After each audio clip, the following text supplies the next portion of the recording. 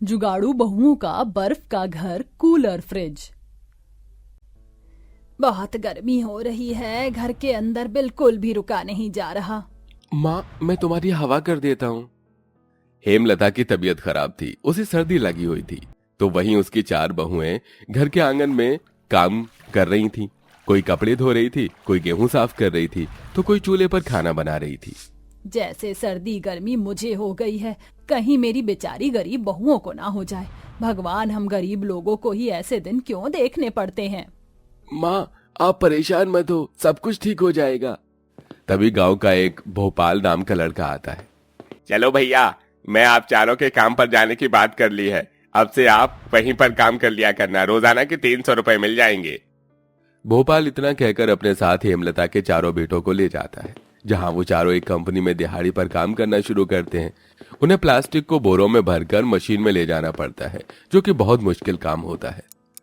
अरे 2 बार चक्कर लगे हैं और 2 चक्कर में ही मेरी हालत खराब हो गई। भाई, मजबूरी हमसे क्या नहीं करवाती, घर चलाने के लिए हमें सारे काम करने होंगे। इस तरह चारों भाई मिलकर सारा दिन मेहनत करते, और इधर जब श्वेता नदी से पानी लेकर आ रही होती है तो रास्ते में उसका पैर फिसल जाता है और वो रास्ते में गिर जाती है। हे भगवान, ये क्या, मेरी तो कमर ही टूट गई। ओहो हो, ऊपर से मटका भी फूट गया। अब श्वेता क्या ही करती, वो मटके के टुकड़े इकट्ठा करके घर ले आती है और उन्हें अपने घर के आंगन में एक तरफ रखकर अपनी जेठानियों से कहती है, दीदी मुझे माफ करना, मैं रास्ते से आ रही थी, मटके में पानी भरकर मेरा पैर फिसल गया और मैं गिर गई। श्वेता, तुम्हें पता है ना, ये तुमने तीसरा मटका फोड़ा है और तुम मटके फोड़कर यहाँ इकट्ठे कर रही हो। हमारे घर में परेशानियां कम नहीं है, अब ये मटके का खर्चा अलग से। अरे बस करो तुम दोनों, इस बेचारी की हालत देखो, कहीं से लगी तो नहीं। इसके बारे में पूछना तुम्हारा पहला फर्ज था, अब क्या इसकी जान निकालोगे। चलो श्वेता, तुम अंदर चली जाओ। श्वेता अंदर जाती है। उनके घर में ना तो कोई पंखा था और ना ही कूलर और ना ही कुछ और, बस गर्मी से बचने के लिए एक पुराना टूटा फूटा कूलर था, जिसकी हवा बहुत गर्म आया करती थी। श्वेता कूलर के पास ही जाकर बैठ जाती है। हे भगवान, ये क्या, इसकी हवा तो और भी ज्यादा गर्म लग रही है, बिल्कुल आग की भट्टी की लपटों के जैसी। श्वेता कुछ देर कूलर के सामने बैठने के बाद दिमाग में उसके एक ख्याल आता है और वो सोचती है, अगर मैंने ऐसा किया तो शायद इस कूलर की गर्म हवा ठंडी लग सकती है। श्वेता अपने जितने भी टूटे हुए मटके के टुकड़े होते हैं उन्हें उठाकर पटक पटक कर और छोटे छोटे टुकड़ों में बना देती है। हाँ, अब इससे कुछ काम बन सकता है। भगवान, श्वेता तुमने ये क्या किया? अभी मैंने पूरा आंगन साफ किया था और तुमने सारा गंदा कर दिया। ऊपर से तुमने ये मटके के टुकड़े के भी टुकड़े क्यों फोड़ दिए? बस आप देखते जाओ। श्वेता सभी टुकड़े उठाकर कूलर के पानी में डाल देती है।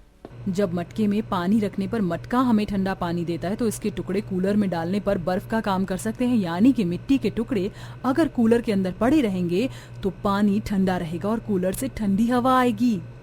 जैसा श्वेता सोचती है, इस तरह कुछ देर में कूलर से हल्की ठंडी हवा आने लगती है। अरे वाह, तुमने तो बहुत अच्छा जुगाड़ लगाया।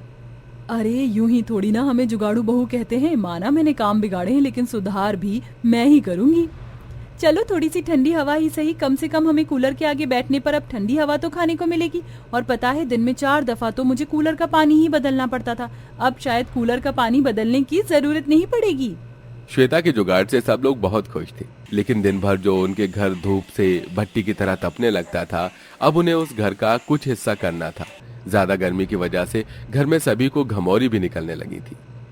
एक तो कंपनी में बड़ी मशीनों की वजह से बहुत गर्मी रहती है और घर जाओ तो घर इतना गर्म रहता है, रात भर नींद भी नहीं आती। आखिर करे तो करे क्या? मजबूरियां ही ऐसी हैं, कर भी क्या सकते हैं। सही कहा, काश की गर्मी से बचने का कोई उपाय मिल जाता। अपने पतियों की ये सब परेशानियां झेलते हुए देख चारों पत्नी मायूस हो जाती है। मेरे पास एक जुगाड़ है गर्मी में चैन की नींद सोने का। गीता अपनी और बाकियों की चुन्नियां इकट्ठी करके उन्हें पानी में भिगो लेती है और बाल्टी में भरकर सभी के पास ले आती है। इसके बाद वो एक एक चुन्नी अजय, अमित, संजीव, राजीव चारों को दे देती है। अब तुम चारों इन्हें ओढ़ कर सो जाओ। इनके अंदर से जो हवा निकलकर तुम्हें लगेगी वो बहुत ठंडी ठंडी होगी और तुम आराम से सो जाओगे। तुम्हें मच्छर भी नहीं काटेंगे। गीता के कहने पर वो चुन्नी ओढ़ कर सोने लगते हैं। गीली चुन्नी के अंदर से जो हवा पार होती है वो बहुत ठंडी ठंडी लगती है, जिसके चलते उन्हें बहुत जल्दी नींद आ जाती है और वो चैन की नींद सो जाते हैं। ये तो तुमने बहुत अच्छा जुगाड़ बनाया। चलो इसी बहाने इन्हें अच्छे से नींद तो आ जाएगी। जुगाड़ू बहू खुद भी इसी तरह सो जाती हैं। अगले दिन घर पर पानी नहीं आता और चारों परेशान हो जाती हैं। पानी नहीं आ रहा है तो क्या हुआ, हम नदी किनारे जा सकते हैं। चलो नदी किनारे चलते हैं, वहीं से कुछ पानी भरकर ले आएंगे और नहाकर भी आ जाएंगे। अब चारों नदी किनारे आ जाती हैं। पहले तो वो चारों अपना पानी भरकर रख लेती हैं और उसके बाद नदी में नहाने लगती हैं। तभी उन्हें नदी में एक बूढ़ी औरत पानी में बहती हुई नजर आती है। बचाओ बचाओ, कोई मुझे बचाओ। अरे देखो जरा, बेचारी औरत पानी में डूब रही है। हाँ, हमें उन्हें बचाना चाहिए। सुप्रिया और आनंदी तैरकर उसके पास जाने की कोशिश करती हैं, लेकिन उसके पास जा नहीं पाती। तभी सुप्रिया अपनी पूरी साड़ी खोलकर कमर से बांध लेती है। आनंदी दीदी, आप इस साड़ी को ये कोना पकड़ के रखना। मैं उस औरत के पास पहुंच जाऊंगी और फिर आप सभी के साथ मिलकर हम दोनों को खींच लेना। इस तरह जुगाड़ लगाकर सुप्रिया बूढ़ी औरत को मरने से बचा लेती है। वो उसे पानी से बाहर निकालती है। तुम चारों बहुत अच्छी हो। तुमने मेरी मदद की और मेरी जिंदगी बचाई। मैं तुम्हारी आभारी हूँ। कोई बात नहीं अम्मा, ये तो हमारा कर्तव्य था। हम अपनी आंखों के सामने किसी को मरता हुआ नहीं देख सकते। आनंदी की इतनी बात सुनते ही वो बूढ़ी औरत एक जलपरी में बदल जाती है। तुम चारों से मैं बहुत खुश हूँ। मैं तो सिर्फ तुम्हारी परीक्षा ले रही थी। तुम्हारी जुगाड़ से तुमने एक बूढ़ी औरत की जान बचाई, वो मैं ही थी। मांगो, तुम्हें हमसे क्या चाहिए? अरे नहीं नहीं, लालच में हमने आपकी जान नहीं बचाई थी। ये सुनकर जलपरी मुस्कुराती है। तभी वो अपना हाथ आगे करती है और आंखें बंद करती है। देखते ही देखते उसके हाथों पर रोशनी प्रकट होती है और उस रोशनी से उसके हाथ पर एक बर्फ का टुकड़ा प्रकट होता है।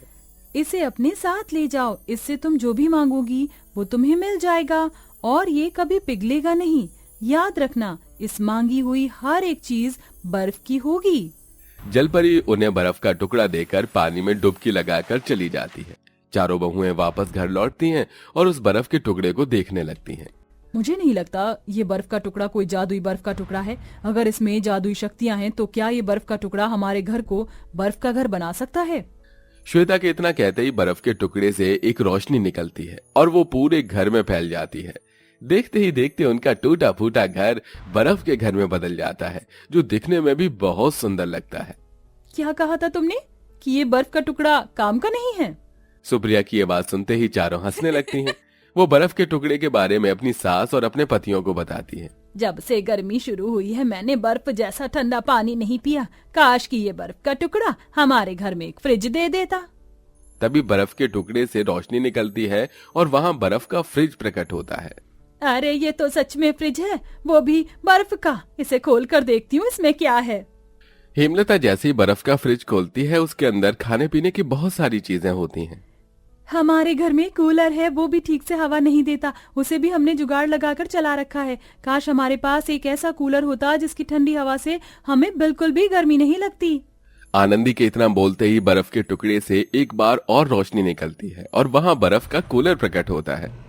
हे भगवान, देखो ना, इसकी ठंडी ठंडी हवा से तो मेरे सारे पसीने ही गायब हो गए। अब जब हमारे पास ये जादुई बर्फ का टुकड़ा है तो हम इस जादुई बर्फ के टुकड़े से गरीब बेसहारा लोगों की मदद भी कर सकते हैं, जो कि हमारी ही तरह जुगाड़ लगा लगा कर अपने जीवन को जैसे तैसे करके जी रहे हैं। तुमने बिल्कुल सही सोचा, हमें दूसरों की भी मदद करनी चाहिए। इस तरह बर्फ के जादुई टुकड़े की मदद से चारों जुगाड़ू बहू गरीब बेचारे लोगों को फ्री में बर्फ से बना कूलर और फ्रिज फ्री में बांटना शुरू कर देती हैं, जिससे गरीब लोगों की बहुत सहायता होती है और उन्हें इस तरह लोगों की मदद करते हुए जुगाड़ू बहू अपने परिवार के साथ खुशी खुशी रहने लगती हैं।